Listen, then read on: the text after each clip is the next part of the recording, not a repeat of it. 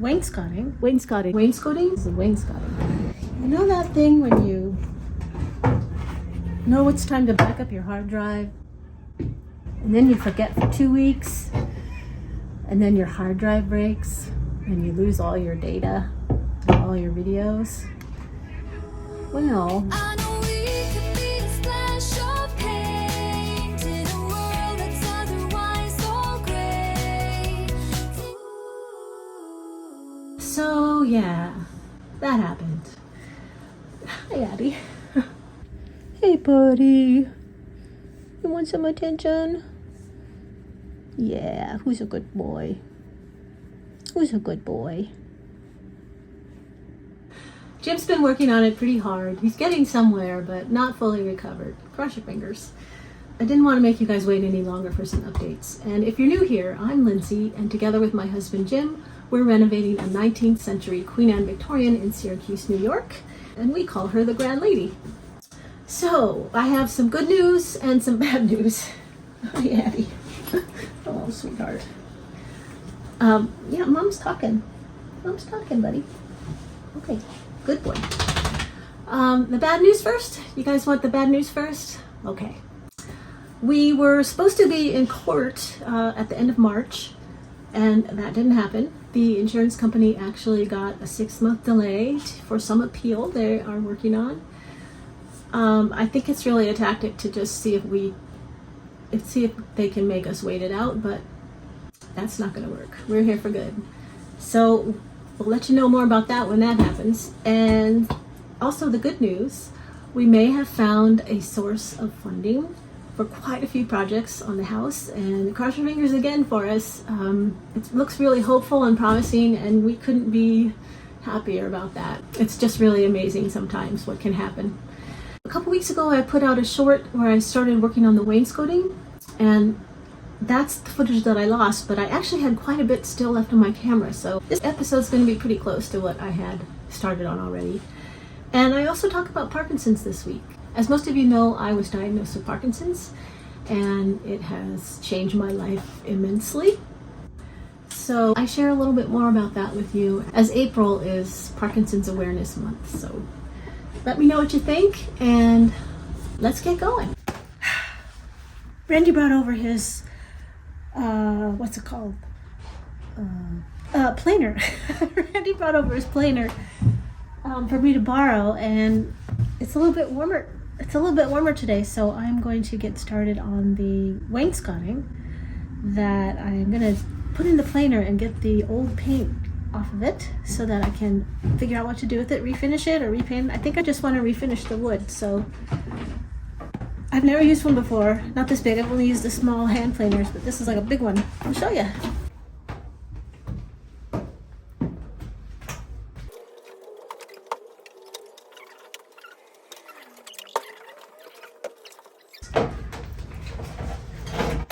See? Oh, where'd you find? This is the quick release thing right here. Oh, okay.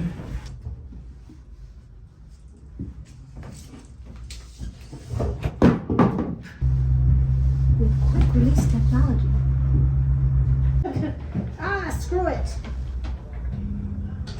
That's gonna hit it. Just saying.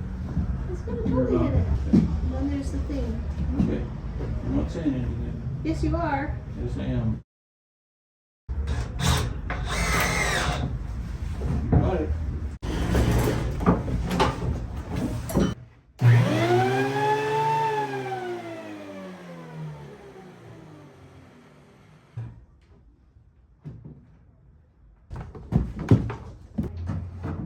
You know, someone made a comment of concern about spreading lead paint dust all through the house. We bought a well-respected test kit and just followed the directions on the back. I know we had checked all our paint when we first got the house. I can't break these. We didn't have any lead paint inside the house, just on the outside. But we thought we'd test again because it never hurts to check again.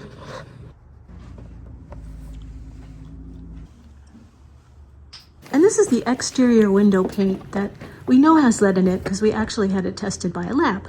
I used the same stick after I used it on the other pieces. And this shows that this stick actually detects lead. No lead, Atticus. You're safe.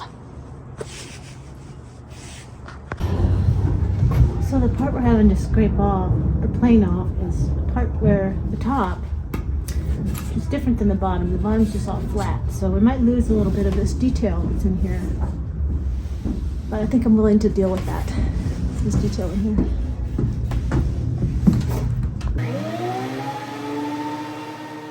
So here's my quite conservative first try.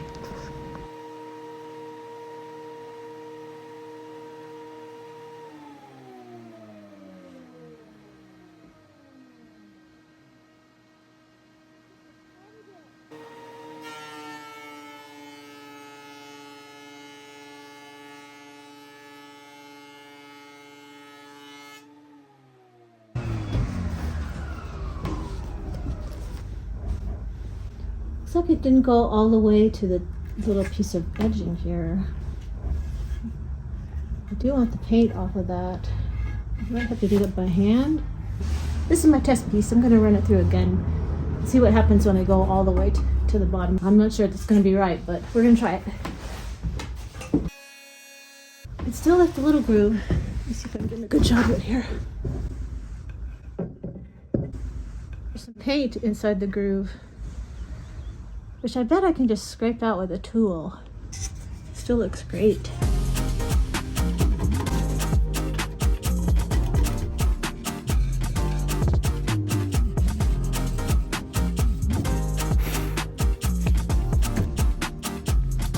I don't know. I really tried hard to get the paint out of these little grooves with the hand tools. But that's gonna be a lot of work for, you know, potentially hundreds of pieces of wainscoting. So I'd rather not have to do any of that handwork. I would like to keep this little groove that's in here just for the detail. I'm gonna plane it all the way down so that groove is gone and see if I like it. So here we go. Looks like I blew a fuse.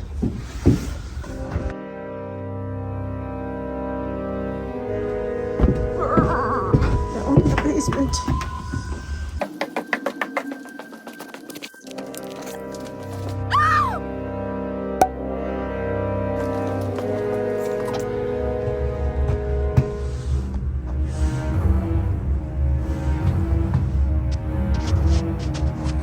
Oh, I don't know which one Jim's turned on. I'll go ask him. Okay, back in business. I did get all the way through the groove to make this plane with the planer. And I miss it. I miss the groove, so darn it. Jim is measuring the width of the groove so we can see if we have a saw blade that matches it. This is the first cut with the blade that's already in the table saw. So it turns out there are all different kinds of saw blades. Some with 40 teeth, some with 80 teeth. That's what the T is next to the number. Then there's the angle of the tooth and different combinations of teeth on one blade. So I'm glad Jim was here to get me started. So it's the next day and we're here with a saw blade that we picked up this morning to see if we could get that groove back, into the wainscoting that I'm trying to refinish. So we're going to do a few trials and see if that new groove with the smaller blade is actually close to the old one or if it's acceptable. So good morning.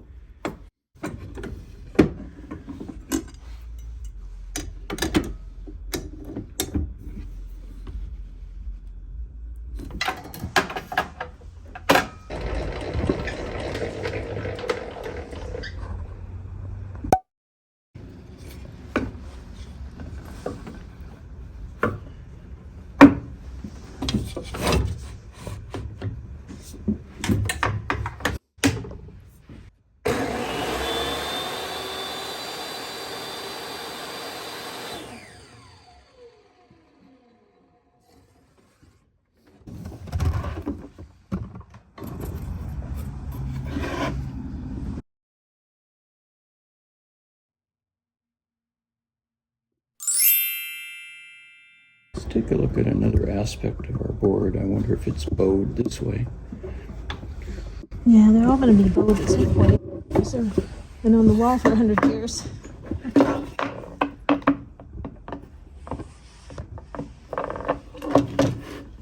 That might argue for doing the planing first. Oh, yeah. That's a good point. Although, yeah, that'll fix that. Do you have a sacrificial piece of this? Yeah. This is my one sacrificial piece. This is the one we planed yesterday, so it was plain. Only I think that's funny.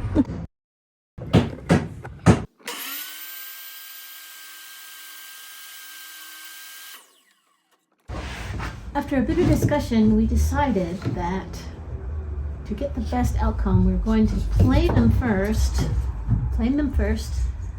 and then use the blade that we just got on the table saw to make this groove. So it was kind of hard to decide which way to go. Do the groove first so you knew all the paint was going to be out, or plane first. But we decided to plane first, thinking that this might be a better surface in which to slide the wood along, thinking that would make it more level. I'm not sure if it really matters, but it seems like it might, so we're gonna try it. Things were going along well. Then I started running into some trouble with the planer. The wood would just go in and get stuck. I thought maybe I was setting the blades too low and making it too much for the planer to plane all at once. So I leveled the trays, kept trying, and not being anywhere near a seasoned woodworker, my first thought was maybe the blades were shot. Randy told me that the blades were new, so this was a long shot. But that's all I needed to try at that time. Maybe it needs new blades.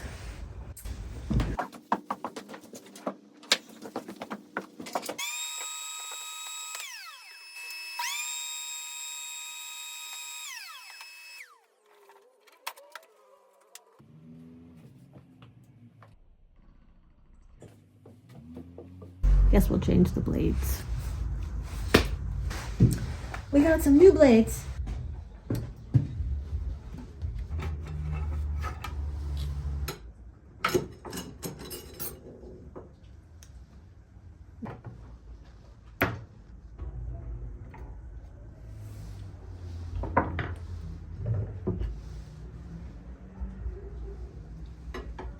The magnets on that handy little wrench fell out and I couldn't find them anywhere. Finally found them, thank goodness. One stuck to the machine. There it is. Oh! This is one of the old blades. They look just fine to me, so maybe it wasn't the blades. By this time my hands were getting too cold to work. So I went home and Googled some troubleshooting and took the suggestion that wiping down the roller and waxing the trays would maybe solve the problem.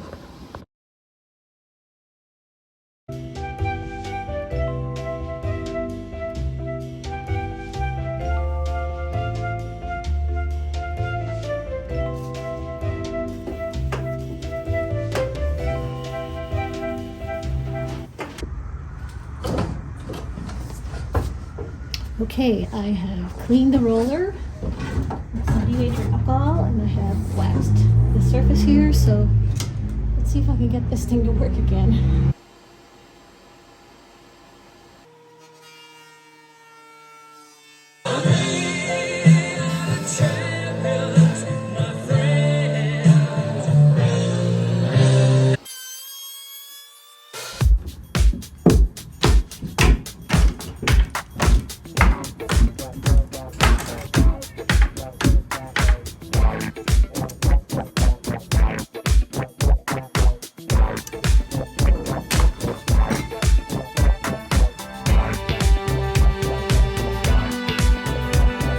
So I need about 50 boards to cover the space I want to in the back entryway. Here's what we have, plus the pile I just did. There might be some over there too, but here's what we have. Let's see, 1, 2, 3, 4, 5, 6, 7, 8, 9, 50. So we need all these for the downstairs. That leaves us with a couple of sheets. Oh, we have this over here too. So a couple of sheets. And And then the ones we just did, 2, 3, 4, 5, 6, 7, 14. That's pretty good. So we'll have enough to do the back entry here, and that's the new back door spot, and then over here, and then maybe enough to do some other spot in the house. I guess we could put some, this is where the coffee bar is going. There'll be a backsplash area right in there, and some cabinets up there, and on the side there is where the espresso machine's gonna go. Very important spot. So we'll have to see, but looking good, right? If all goes well, we'll have enough. That's exciting. Here's a little bit of Syracuse for all you Syracuse fans out there.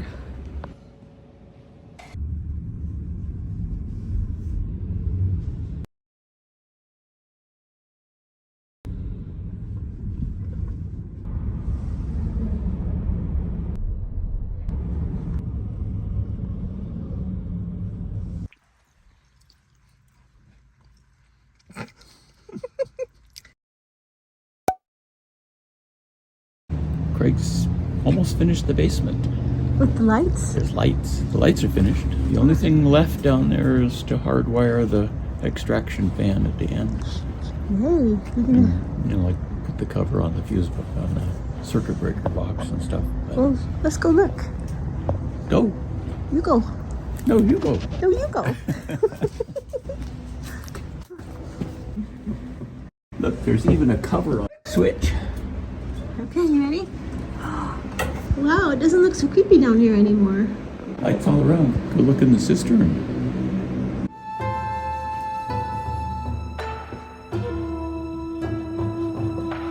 Oh, wow. Nothing like having a light in your cistern. So many lights. So many lights. Nice. So how are you feeling? How am I feeling? Yeah, About what? all of it. All of it. Yeah. It's a shame it's taken so long. Yeah, that's your first feeling? That's my first feeling. Yes, it should have been done 2 years ago. Yeah. What's your second feeling? Second feeling is we're gradually getting it done. Yay. We'll get there. I'm gonna go look at siding colors outside. You wanna come with me? Okay. It's time to think about ordering the siding for the house, and we have decided on this composite siding called Everlast. It's actually guaranteed for life. I'll put a link down in the description box. I actually like the two colors of green. I want to go with green for the house. I really like the willow and the Spanish moss, but I'm having trouble deciding between the two. This is a house in our neighborhood that's green, and I wanted to see if I could compare the colors to it. It's pretty close. Seems a little brighter. Look at what of the colors it's closest. Yeah.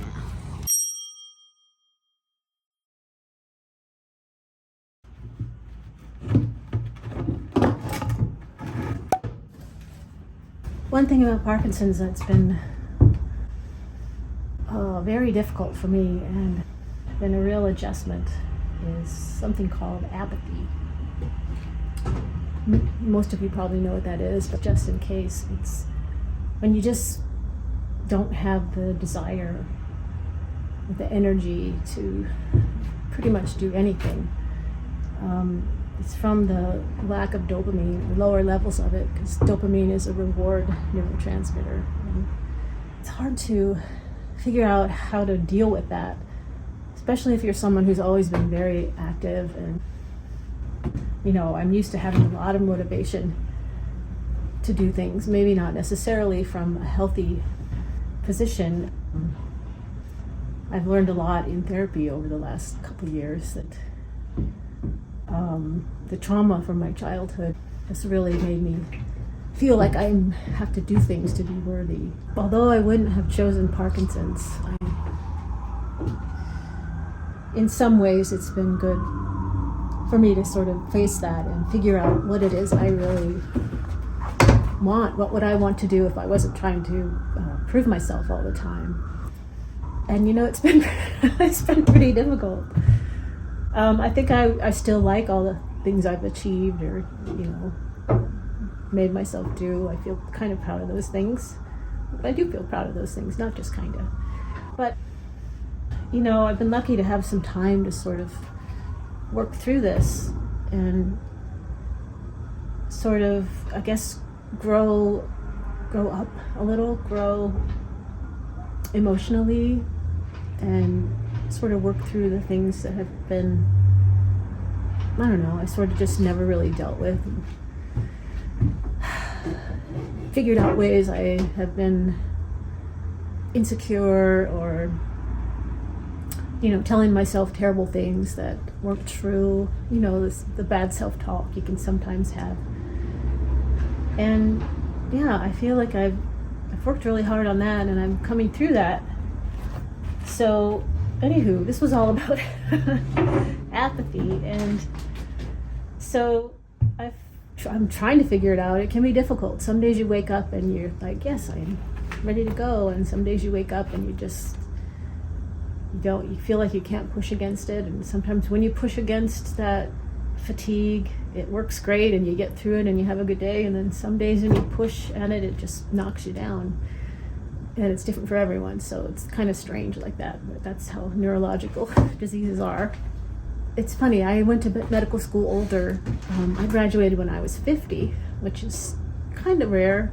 I mean, there are a lot more older students in medicine than there used to be, but 50 is a little bit older. You know, having not been a medical professional before then, and feeling at that time that, you know, I didn't really know much about it. I knew I was a science person, and feeling like I wasn't really listened to, or that my opinion counted much, and then wondering why that was, and then becoming a doctor and sort of seeing it from the other side, and sort of being in that role of, well, this is the way I was taught medicine. And so it was hard to hear things that were outside of that sort of understanding. And then now to be on this side again, sort of understanding both sides now, once again feeling that I'm not really heard, it's been really eye-opening. I'm not sure what I'm going to do with that yet, but I get it. I really get it. I kind of get it from both sides. And I kind of feel like it's a shame, you know, because doctors do so many wonderful things for people. I mean, save lives, especially in the hospital and then the ER. And then something happens in the clinic where it's, I don't know. I guess I really have more to think about that, but it's just an interesting side. And you know, this channel is not really about Parkinson's or anything, but I'm willing to answer any questions you have. And if you want to hear more about our lives, yeah, we can share more than just remodeling and this house. It's up to you guys, I guess. Just let me know in the comments if you have any questions or want to know anything about that. You know, I feel like this video should be sponsored by Better Health, but I find myself wishing that we were big enough for that, but we're not, and maybe we never will be. But anyway, I would take a sponsorship from them if anyone's out there, but maybe we'll never be big enough for that. But it doesn't matter. It doesn't really matter. I mean, people that watch this channel are already so amazing that I don't care. Well, maybe I care a little. So anywho, I'm still working on this wainscoting, and yeah, let's get back to the work. Lindsay's been working like crazy getting these pieces of beadboard converted from old painted pieces, which there's some more. Anyway, she's been working like crazy converting those into something that she can reuse, being a wonderfully frugal and capable partner. And each one of these things has to have the nails pulled out of it because they're tongue and groove fastened together. So I'm looking for something that feels tangible that's getting done. So I am going to get some of the nails out. So all she has to do is process the beadboard. When we were removing these from the wall originally, we put a stapled piece of lath onto it, so it'd be a little bit easier to handle and move around. That's worked out pretty well.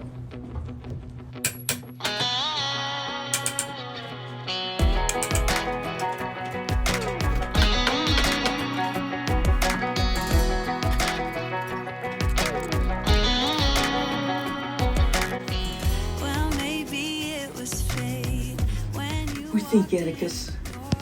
What do you think? Hit the subscribe button. Can you hit the subscribe button? Yeah, it's right over there.